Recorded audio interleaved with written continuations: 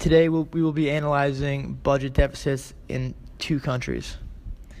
To begin, we will start by analyzing the deficit in the United States. In the month of March, the United States ran a $176 billion deficit. This widened the deficit in fiscal year to $527 billion.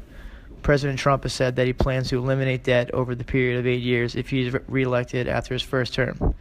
It is important to keep in mind that the United States has not been debt-free since 1835. Current United States debt is around $19 trillion.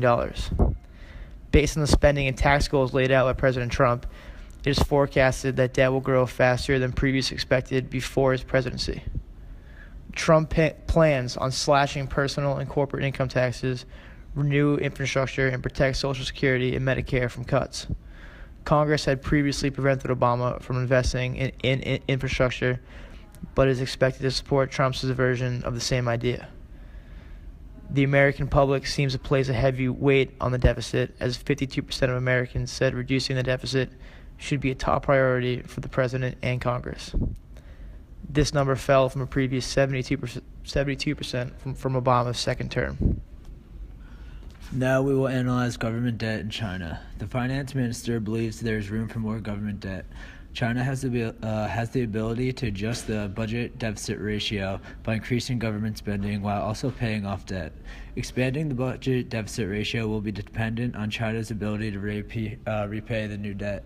The central government currently has a relatively low budget-deficit ratio. However, the corporate sector and local governments are very indebted, thus displaying the uneven distribution of debt. Furthermore, the central government must make the decision whether to take on additional debt to support investment in coming years. With China already facing financial risk at home, with potential trade conflict because of global protectionism, the soaring debt causes even greater risk for the Chinese government. Outstanding credit in China has skyrocketed since 2008.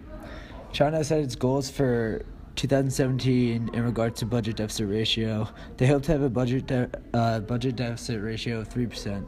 In order for the budget deficit ratio to grow in 2017, China will need to fund tax reduction, expenditures, and spend in other key areas. The additional rise in budget deficit will be in proportion to the projected rise in GDP. China will be able to control local debt levels, adding the central government debt ratio, which was 36.7% last year, which won't change much this year.